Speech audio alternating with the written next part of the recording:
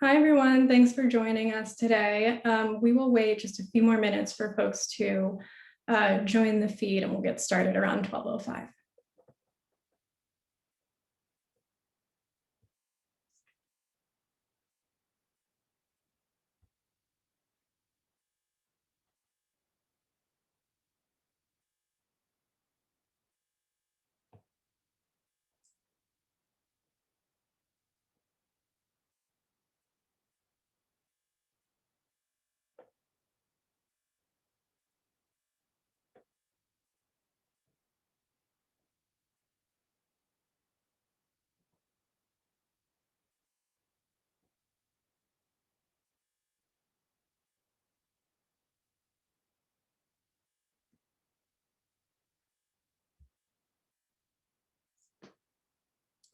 Hi again, everyone. If you're just joining us, we're just giving folks a few more minutes to join the conversation today, and we'll get started in a few minutes.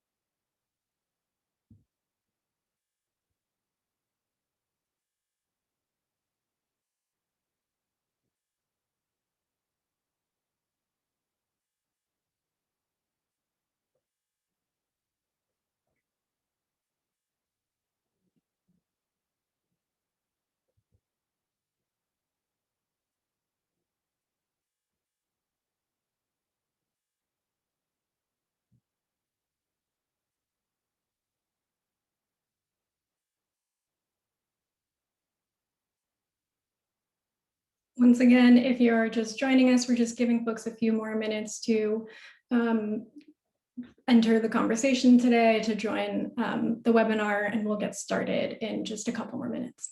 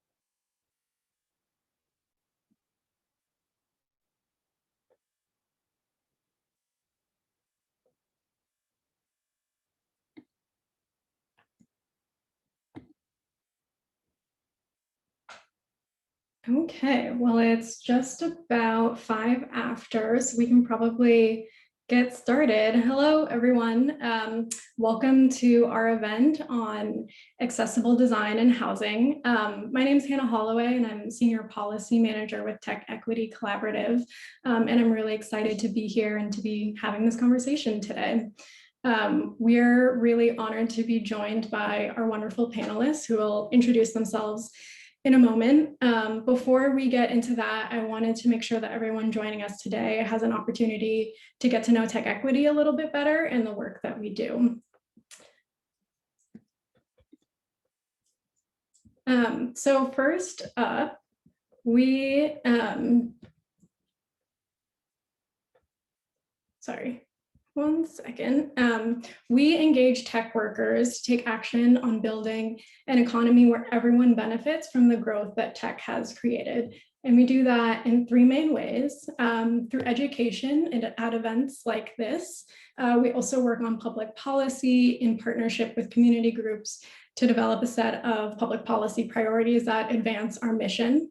And third, we do it through corporate practice, where companies are willing, we work with them to improve their corporate practice to benefit their employees and all workers. And our two main areas of focus are housing and workforce and labor. Before we get to the conversation, just a few items of housekeeping. One is that we have a code of conduct.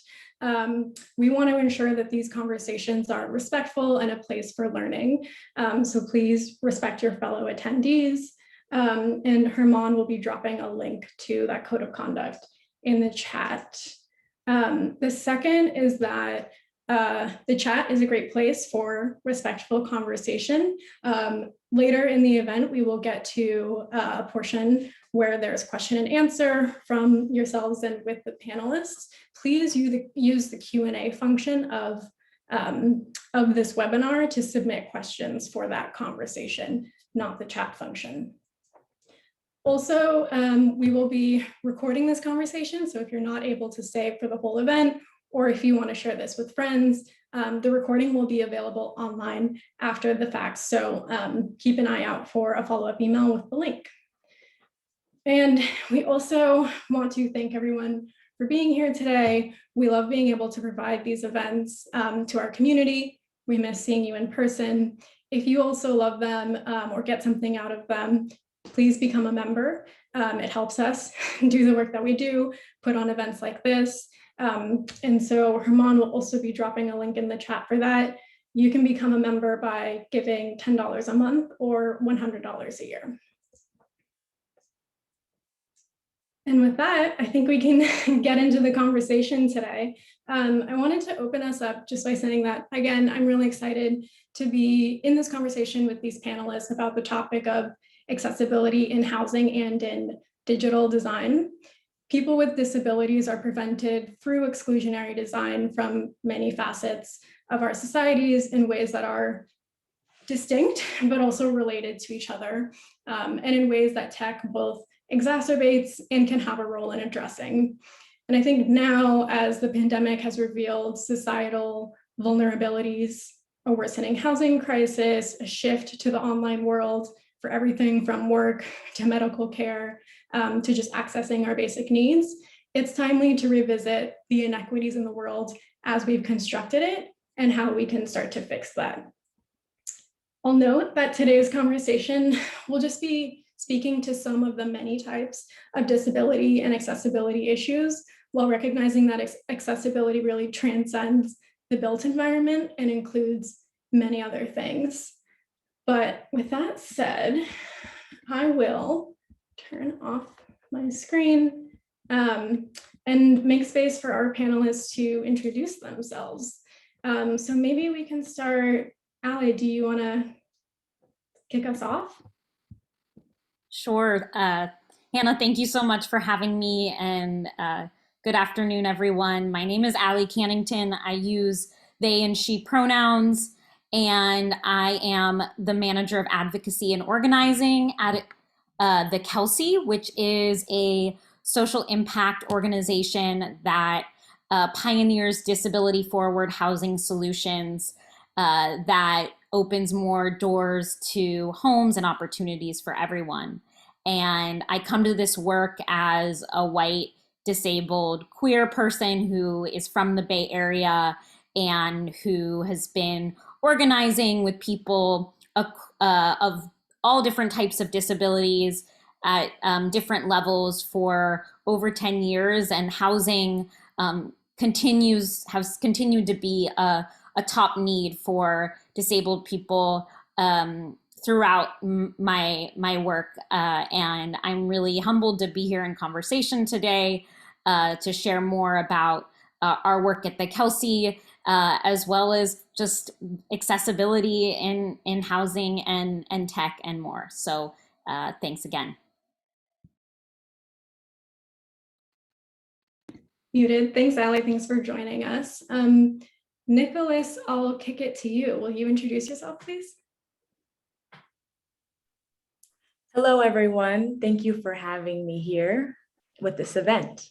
I'm really excited to share my experience and my education and also to learn from you all. My name is Nicholas Sanchez. I'm from the San Francisco Bay Area, and I'm currently living in Los Angeles. I'm a deaf person in design. I work as a consultant for the Kelsey, and I've been doing this for about a year. I started in 2020, and it's a pleasure to have you all here, and I'm looking forward to working with you all. Thank you. Thanks, Nicholas. We're very excited to have you as well. And now I will go to Cam. Will you introduce yourself? Hey, my name's Cam. I'm an interaction designer and manager at Google. My pronouns are he and him. I've been working in digital design for a number of years now, focusing on a number of different products and problems. Right now, I'm working in enterprise cloud development. And over the years, I've specialized in different areas of accessibility for things like the Apple Watch and other normally mobile devices, primarily focusing on the healthcare and fitness spaces in the past. And now I'm looking at how we can find ways to make enterprise more accessible as well. So yeah, I'm really excited to be here and talk to you all today and seeing what we can discuss. Great. Thanks, Cam. And Eric, now to you. Hi, everybody. Great to be here. Thanks for the invitation. I'm Eric Mickerton. I use he, him pronouns. I'm a white male architect, and I have a architecture office in Berkeley. I'm also a wheelchair rider and hard of hearing. And those two things have heavily informed my design work over the years. Our firm has focused on multifamily housing, mostly affordable housing for many years. And in the last few years, we've been working more with big tech companies on making their global workplaces more inclusive and being creative about avoiding, having an institutional feel when you're creating accessibility. And we're doing that under our newer firm called the Art of Access. Thanks. Great. Thanks for joining us, Eric, and all panelists. With that, let's get into it. Nicholas, I'd like to start with you. The current housing crisis has helped a lot of people understand the ways in which our current market is failing us. For the 61 million American adults living with disabilities, help us get a sense of the housing experience. What has your experience been like in trying to secure accessible and affordable housing?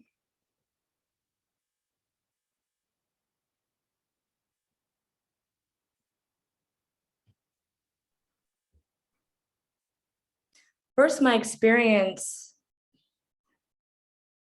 it started when I was born. So that started with no technology and seeing how technology has changed over the years. So with anything that I do, I notice that there's not much accessibility. So for example, the first thing I think of is, how would I know if something were to happen in the house if there was an emergency? So like an earthquake or a fire. Luckily, I have family who I can use as like an alarm. But living independently, that's my first question. So I can give a few examples about how accessibility can happen with deaf and hard of hearing folks. We are pretty dependent on our eyes. So because we can't hear. So if something were to happen, like an earthquake or a fire or an alarm, we have a special light. So instead of hearing an alarm, lights can happen. So if that also happens to the doorbell. If there's something happening, somebody at the door, we can set up a lighting system. So for example, blue can be alarms and red can be for alarms for emergency situations. Blue can be for, someone at the front door. And there's a special type of outlet plug. I think it's called sound wall, I think. And so it can hear noises, it can detect noises like a dog barking, a baby crying, and it sends a notification to your phone and it gives you a little ping, and it's like interpreting the noises that's happening around you in real time. So things like that, I'm really happy to have to see in technology. It's definitely advancing, and we can use it for many different reasons, and especially for safety. Yeah, and I think, Eric, I want to switch to you and to sort of put that what Nicholas just shared in the context of your work, which sits at the intersections of housing and the ways in which it's currently designed in an inaccessible way, and the opportunities of design. Maybe a helpful way to get into that is to have you explain the concepts of universal design, but then also designing for maximum accessibility or disability forward design. What would our housing stock look like if both of those were common practice? Mm-hmm. Mm-hmm. Well, I usually like to start by saying what universal design is not, which is the ADA, the Americans with Disabilities Act. A lot of people think that that's the goal, but in fact, it really only defines, certainly in terms of architecture, but other things as well, like how cities present their programs and other areas. It's really full of compromises, and it's not designed and was never intended to really take everybody's needs into account. So, the ADA came into effect 30 years ago. So if that was the goal, then we wouldn't be having this conversation today, because all that would be in place. So what it actually is really universal design was first sort of defined in the late 90s. And it's about not just places and buildings, but about products and information. So websites, signage, and interaction is definitely part of it. And it basically has three goals: to be usable by the widest range of people, to the greatest extent possible for each person, and then without the need for adaptation or specialized design. So this is sort of the triumvirate, the sort of classic description of what it is. So in multifamily housing, you asked sort of what would this look like? So, it would take into account sort of if you think of the entire process of experiencing a building, any given building, but, with multifamily, it would be as you're arriving in the parking lot, you wouldn't have people vying for spaces that are, only a few are accessible and the rest are too narrow for a van or somebody who has a mobility device to get in between the cars. You'd have reception desks that are welcoming for somebody, who's 3'6" tall, or 6'3", and is being accommodated equally comfortably. And in that situation, it's like what I said about not having a need for adaptation. So you wouldn't have a desk that's high and then a flip out counter, which you see in a lot of situations, that's lower for somebody to write on. That's an adaptation, and that's not an example of real equality. And so you as you go through the building, you'd have accommodations for people who are low-sighted or blind, which might be cane detectable guide strips or color coding of different spaces that can help somebody who's low vision or somebody who might have a cognitive difference and how they orient in spaces. So there are a lot of different things that, through the building and then into the dwelling unit that that would look different. And many of these things are not huge differences from what we're doing in multifamily housing now in terms of the size of the building and things like that, but they're better designed.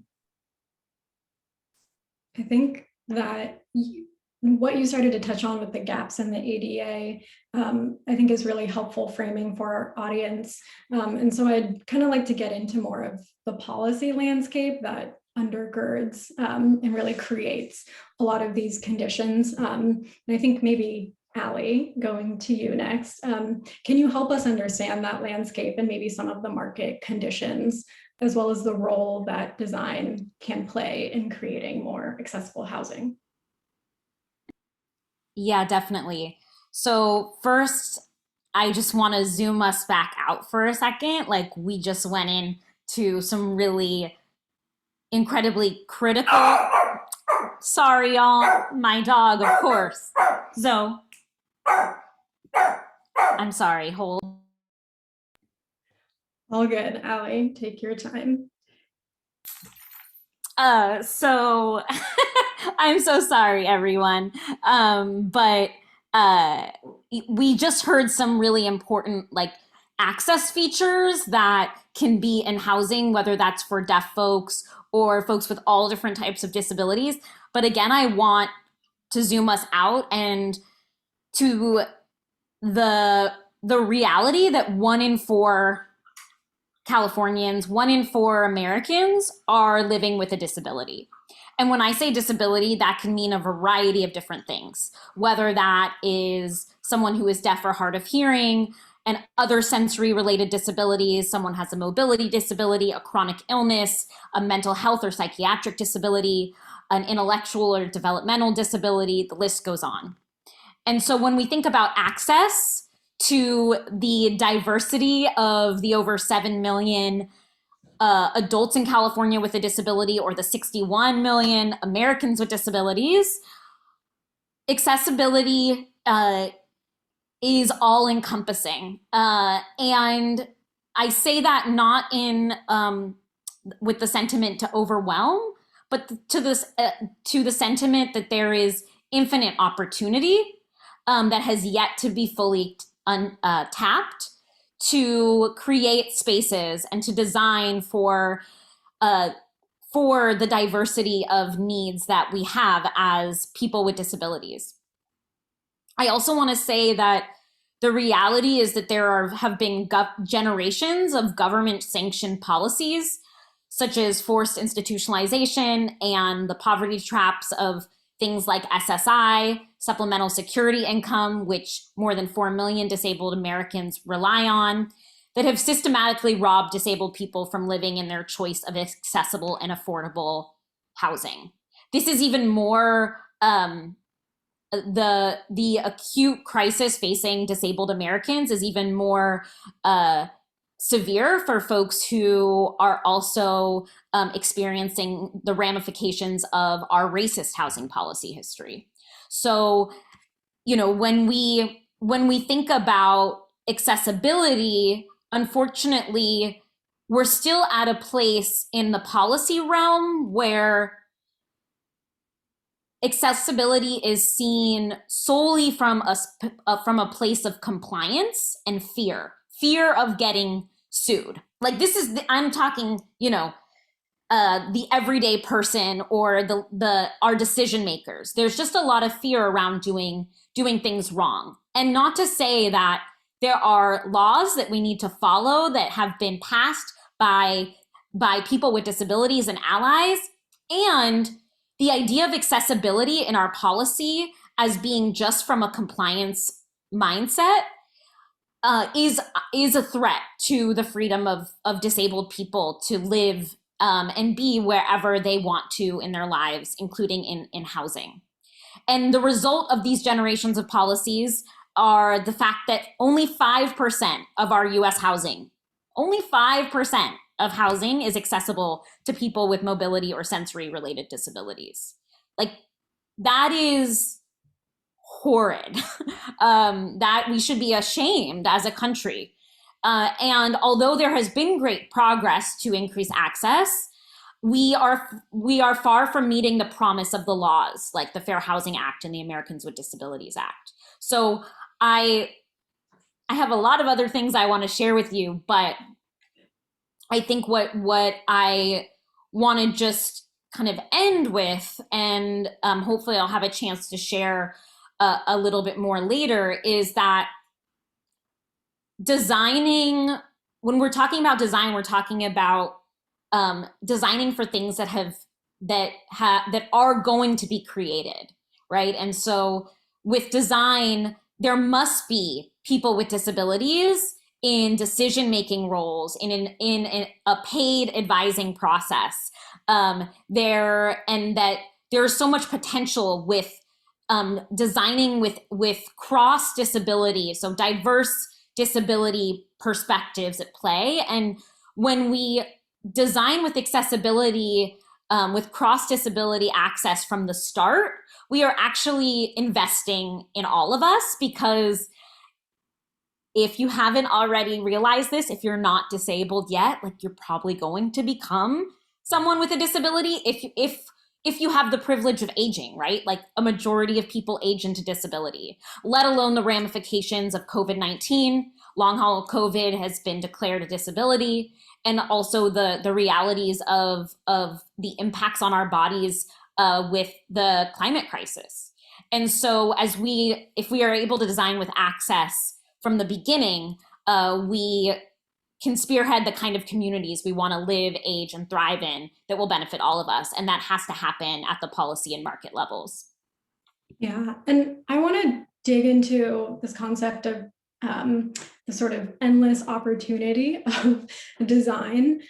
We've got a few designers on this conversation, and I'm curious what's coming up for the designers, as Ali said, that as what those opportunities are, both in the housing space and the digital space. So kind of an open-ended question, and maybe Cam, we can start with you. Tell us about your work and the endless opportunities that you're working on.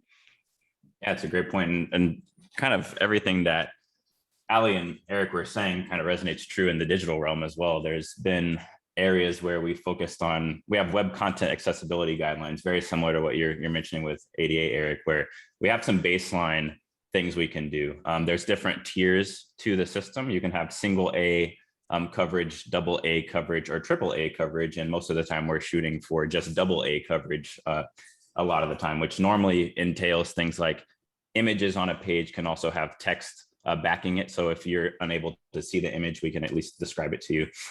Images with text in them are not normally allowed. And then things like color contrast should be at a certain ratio, but it's normally focusing on like visual impairments, where some of the work I've done in the past also was going deeper into that as well, around like, how can you read out a page to an individual in the appropriate way to make it sound like a conversation. So a large amount of the interfaces that I've designed have looked into visual impairments, where if you have a hearing impairment or things like that, you can normally interface with the page. So that's where most of the focus has been in the current realm. Additionally, kind of something I was thinking of is like the kind of practice of user experience design is very similar to the practices of all types of design. You're supposed to involve the user all the way through. And one of the biggest challenges is kind of to what Ali is saying, is just access to people with the actual disabilities, right? So over the years, you've seen a number of companies have come out with things, and you really are designing for who you have access to a lot of the time. So what's been going on, at least recently, and in some of my past work, is there have been more and more tools developed to help the designers empathize with people with disabilities. So for instance, nowadays, a lot of our design tools are actually on the web, and there's been some development tools that have helped you kind of go and look at a page as if you had a certain type of color blindness, look at a page as if you're visually disabled, look at a page as if you're you're deaf, which it doesn't sound crazy, but when you're starting to do accessible things and people might have a blending of challenges, you need to hear the voiceover and supplement it with the imagery, right? So there's a lot of tools there that are starting to be developed as we go.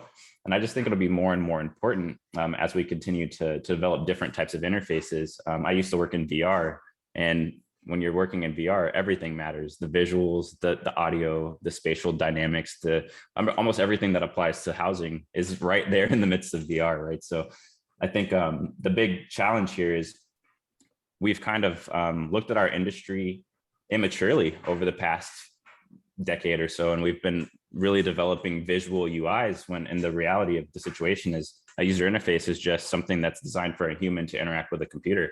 So we need to start thinking broader, and that's why you're seeing things around like voice and vision, types of UIs where you can interface with your eyes are starting to come out more and more. Things that you can interface just by using certain signals with your hands, or even brain waves are coming out, because we're really not supposed to be designing what you would say traditional web UIs are. We're supposed to be looking more and more towards how humans really interact and interface with computers. And that's where I think the intersection is really at.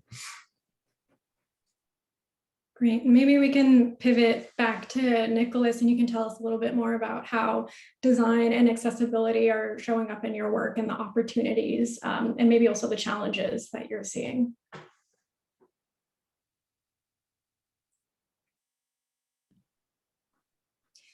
Yes, the first thing is,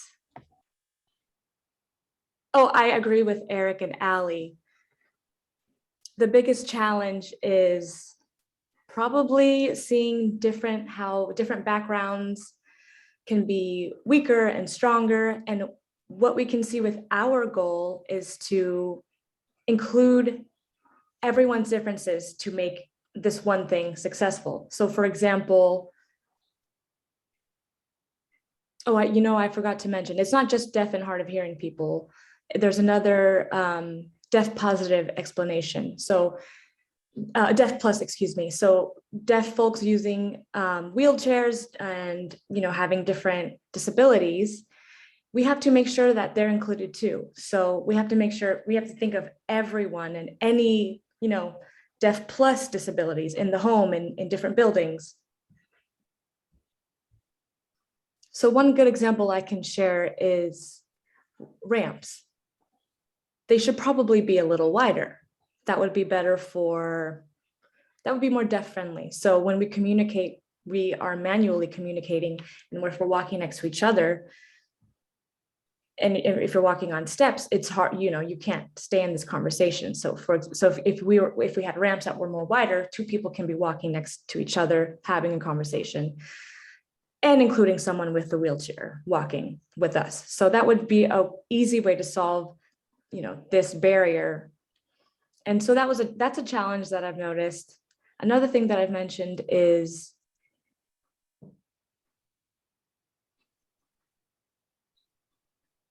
there's many other things that I've seen, and that's one that stood out to me. So I'm happy to share that. Great. Thank you, Nicholas. And I think now maybe you've got your hand raised, Eric. Yeah, I was just going to add, and that's a really good point, and it's important for people to remember that not, any one of these disabilities that we may be sort of ticking off, mobility, low vision, deafness, that each one of those has a huge range. So somebody, for example, I use a manual wheelchair, and I've got a weak bone condition, so I can't walk, but I can use my legs, and so I don't use footrests. So the footprint of my wheelchair in terms of the space I take up is much less than, say, somebody with footrests or with a larger electric wheelchair.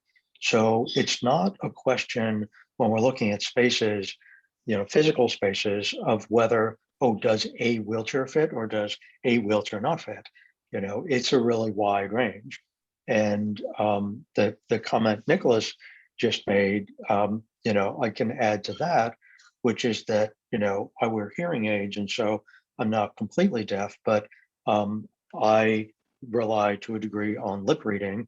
And so if I'm going up that ramp that Nicholas described, then, I want to have the person next to me, for two reasons. One is to hear them better so that they're not in front of me and all the sound waves are going away. I'm seated. So if they're walking behind me, their sound waves are going over me. So if they're next to me on this wider ramp, then it's going to be a fluid experience and the conversation won't have to stop and then commence again at the top of the ramp. And if you think about a group of people who are just, let's say all ambulatory, temporarily ambulatory, as I sometimes say, and they are going up this ramp or going up a narrow stair or in any other place, going through a narrow doorway, then that's a disruption of their discussion as well. So if we try to elevate some of these ideas that sort of turn on a light bulb in our minds about the need for somebody with particular disabilities, and we expand that and say, what if that ramp was wider? Well, wouldn't that be better for a group of 5 people with or without disability? And then you create something that's flexible, that's more fluid, that's again going to be a better architectural experience for everybody. So I think it's a really important point to remember this really broad range of any of these particular needs and recognize that when we solve for those issues, we're actually creating better design for everybody. Yeah, and I'd love to also ask you about your background, Eric, as an architect based in California. There have been maybe just a couple conversations recently about the cost of developing housing in California. And I'm curious if you can speak to the challenges, the cost of specifically designing and creating accessible units in the midst of a severe housing crisis. Yeah, that's a real challenge, especially in tight urban situations. When you start to get into suburban housing, where the size of a given dwelling unit is typically larger, you're not trying to squeeze things in and wind up with, 350 square foot units. And when you're doing that in an urban situation, you have this very obvious conflict between trying to shrink the unit and trying to create space for mobility in particular. And so it's important to note that many of the things that can make a housing project more accessible and more usable to a wide range of people don't have to do with just the space though.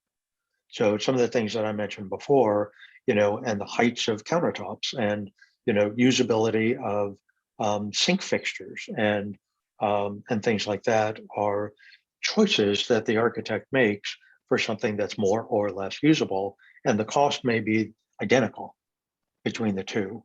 And, the idea of wayfinding, for example, in hallways and outdoor spaces, you can choose to have different types of light fixtures, like a larger light fixture at the intersection between corridors or at the entrance to the elevator or stair that denote as you're going along that there's something different going on. That and color or change in the flooring material can all be things that are just simple design costs or simple design choices that don't have a cost, that people need to not throw out those ideas when they're, and I'm talking about architects mostly, when they're faced with the challenge of tight urban housing. So we need to do all of those things, and then we have to be very clever with tight spaces and making sure that we're creative about cabinets that maybe can be used in 3 different ways, so that somebody who's seated or somebody who's standing has different options for, the same 36-inch wide piece of cabinetry, so that you're not having to duplicate that and then take up more space and make a larger kitchen. Yeah.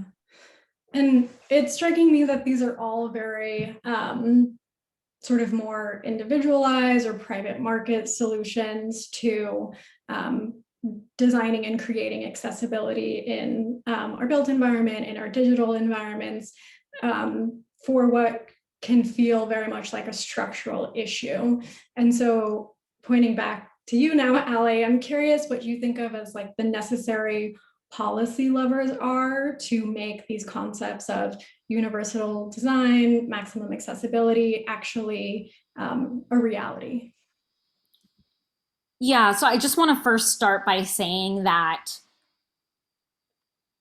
there is a pipeline of affordable housing that will continue, ideally, to be built as much as possible as across the state and country. And there is, when we, like I said at the beginning, when cross disability access is brought in from the start, when people with disabilities are brought in from the start, there is not much of a huge cost difference. And so there's real opportunity for not just the disabled Californians who are needing housing right now, but for all of us, that we push for, both, to look at the housing stock that currently exists and the need for increased accessibility, but there's, channeling spaces, channeling the affordable housing developers and developers across the board who are designing now to go beyond the minimum requirements, because the minimum requirements do not match the actual percentages of people with disabilities living in the country and state.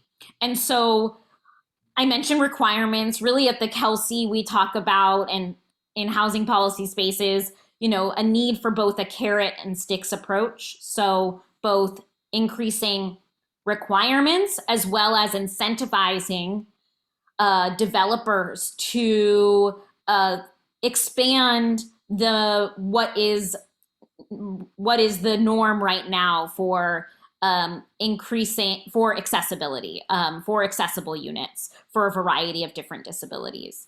At the Kelsey, we're right now, like, there's no, at the federal or state level, there's no incentive for affordable housers to be more disability forward. And so that's really dangerous, because we're already so behind, and have left millions of people out of our current housing stock, that if we don't both, continue to increase requirements as well as provide the funding through incentives for developers to do better, then we're really in danger for our whole, for ourselves, for our family and friends who are going to need more accessible spaces as we continue to age and live in the environments that we're all living in. And so, I also want to say that policies and regulations that increase accessibility, I'd love to see that yes, physical building access is key, but also access across all different areas of housing, from ensuring that community outreach is centering those most impacted and a diverse range of people with disabilities, and particularly centering Black, Indigenous, and people of color with disabilities who continue to experience multiple barriers within getting access to affordable, accessible, and inclusive housing. Also, our leasing processes, our building operations. How can we, through guidance from the state and federal level, ensure that that the leases can be, the lease language, for example, can be in plain language, which is really a tool of making sure that the language is readable to someone maybe with a fourth grade reading level, which isn't just beneficial to people with maybe intellectual or developmental disabilities, but so many people across our country and state. And that, you know, that we can't just have a carrots and sticks approach with accessibility. We have to also parallel those policy advancements with increasing affordable, particularly, you know, deeply affordable housing, as well as housing that can be supportive to people and inclusive to people with disabilities who need some sort of supportive service in their own homes in order to thrive. And I just want to say that, like, the Kelsey and our partners, including you all, like, I invite you into this movement to create more disability forward housing solutions that can benefit all of us. And so, you know, I hope that this will just be the beginning. And there's also really exciting policy pathways that the Kelsey has been a part of, like the Roadmap Home, led by you know, the California Housing Partnership and Housing California, that include accessibility policy reforms as a larger package for creating more equitable housing in the state of California.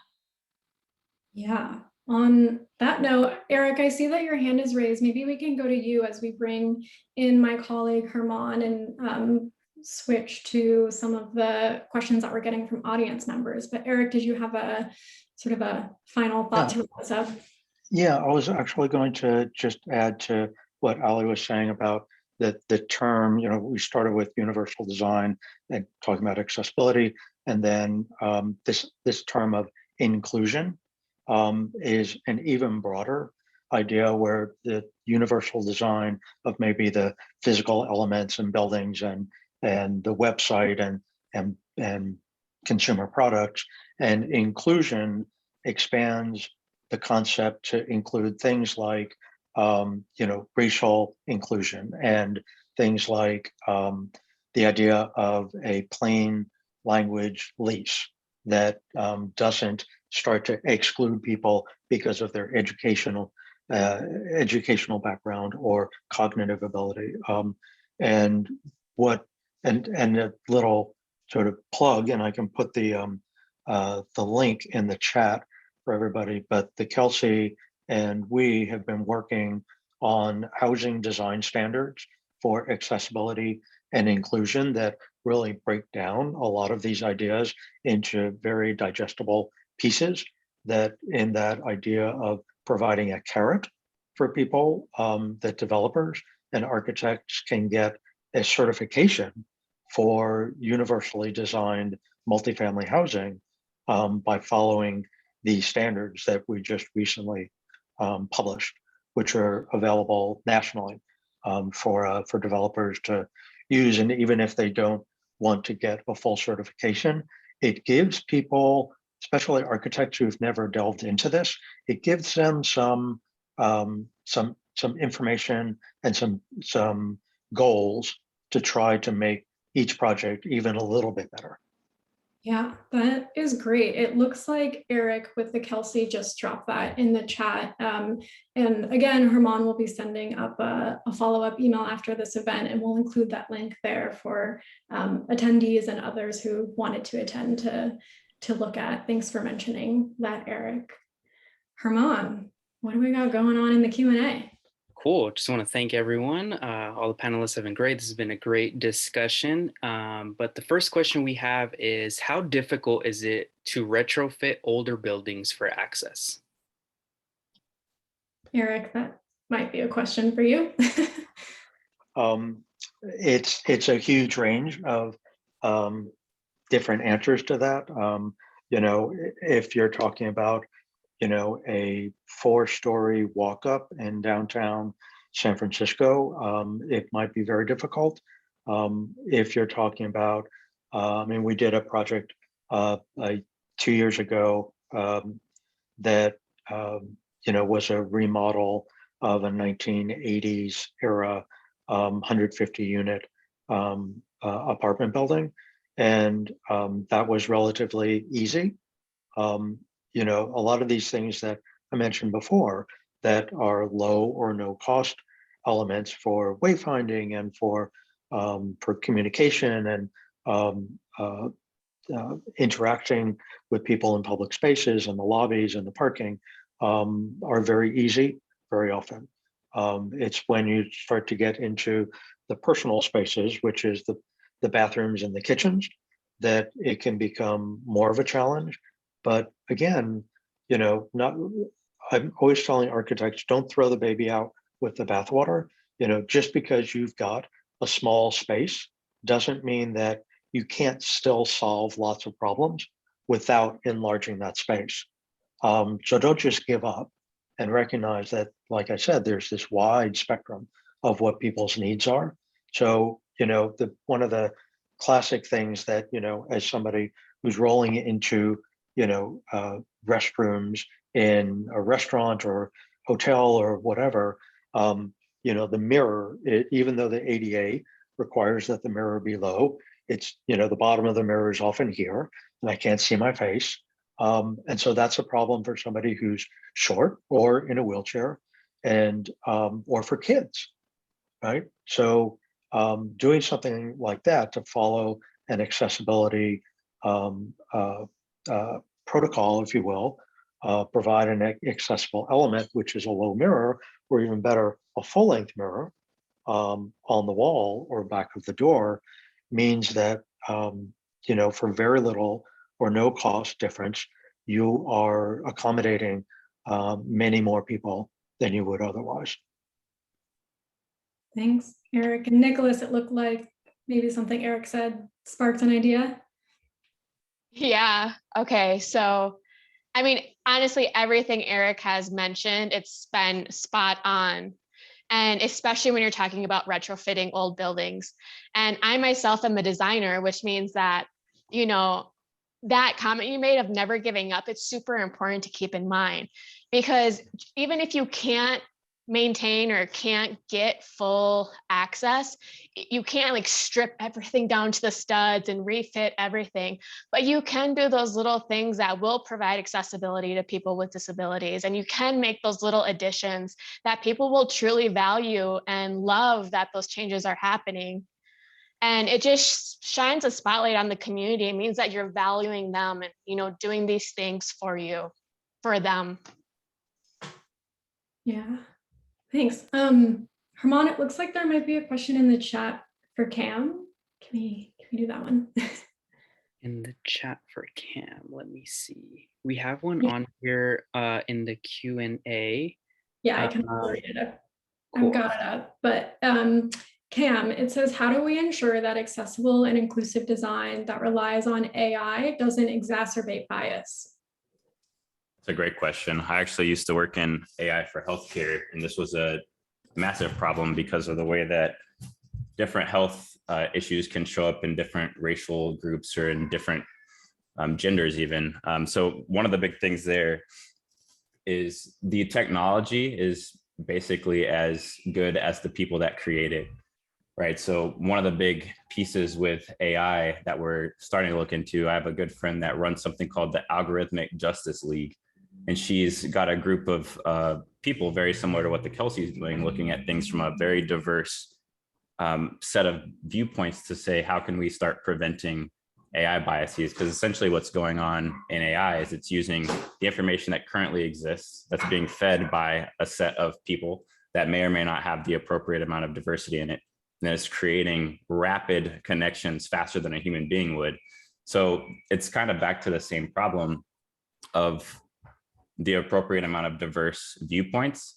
And then additionally, when we start to develop those pieces of technology, making sure there's essentially triggers and alerts to help us understand when things are out of bounds, right? So a lot of the fear around AI is thinking that it can just grow exponentially with no sort of boundaries. And in the reality, what most of the designers are doing in AI is creating the boundaries to help shape the appropriate pieces of it. Because at the end of the day, the technology is supposed to be developed to support the people rather than kind of the other way around, where it's just a piece of tech that we now interface with. So I think a large amount of it comes down into the people that you hire and the people that are looking at it and using it. And I mentioned this earlier, but as a user experience designer, our primary job is very similar to what everyone's saying here. We need to, if we don't have the appropriate representation on our teams or within our companies, it's really to go out and find those users, bring them in and help their feedback shape what we're building. So that's really our entire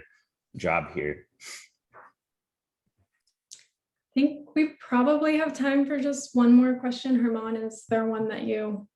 Yeah, and this one, it can be for anyone on the panel, but is there something we can do as voters to insist on new housing projects, including accessibility best practices in their units? So what's helpful or effective? And then we also have a lot of tech workers online and in our base. So either as a voter or as a tech worker working at a tech company.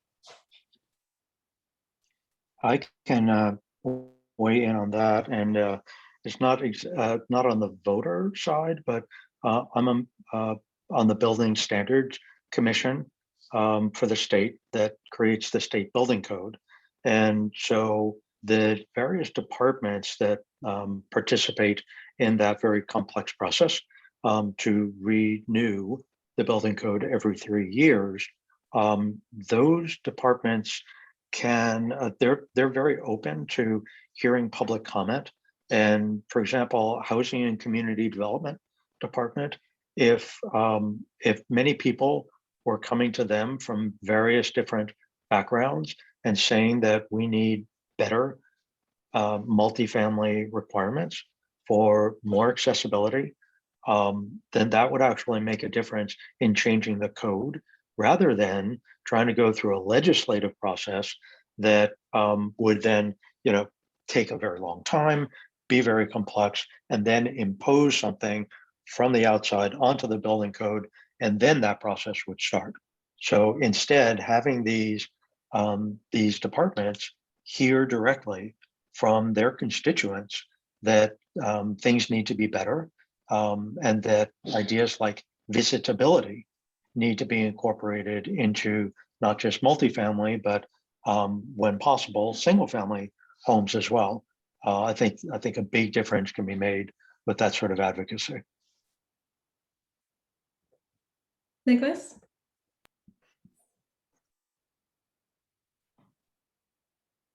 Yeah, and I really want to add a little bit more to what was just said. Our job is to share this information and spread, and also share our own experience in the world, right? In California, they have these policies, but they have no idea what it means to include disability. And it's about time that we educate these politicians and we educate these people who are creating these laws to understand what it truly means to include this diversity within the building process. They need to have an open mind and open ears, right? They have to be willing to do this. And we have to be willing to speak up and tell them exactly what's needed. It's not just on them, and it's not just on people with disabilities, but in order to create this world of equity, we really have to increase and better develop our tech and better develop the resources that we have for everyone. So things just will end up better at the end of the day. Yeah, and on that note, we have just a minute or so left, but maybe Cam, on the other side of things, what is it that your fellow tech workers can do to help the work that you do and to help make digital spaces more accessible? On our end, I think there's a few things. One is just basic empathy. Like, a large amount of user experience designers are typically advocating for empathy across all of our partners. So similar to what Eric shared before, we're working closely with developers, with product people, with business people, and trying to really advocate for all of our different user types. And at the end of the day, the closer we can get to understanding these stories, the more that we can do for our users. And as we're doing more in the tech space, and as things kind of in the real world get more and more digital, these problems are going to show up more and more as we go. So very similar to what Ali was saying before, a lot of the time people don't realize that a disability is something that they can have personally until it shows up, right? So I've seen that time and time again, where if we can just develop a bigger sense of empathy and integrate that into our technology, we'll be serving the community much better. Yeah, well, thank you to each one of you for this conversation today. I got a lot out of it, and I think from the engagement in the chat and the Q&A, our participants or our attendees did as well. Just a final reminder, since we're at time, that if you like this content or just appreciate that organizations are doing work like this, please do become a member. Again, the link is in the chat. And Tech Equity will be following up to all registrants with a lot of the links from today's conversation, so you can follow up on it in your own time. But thank you, everyone.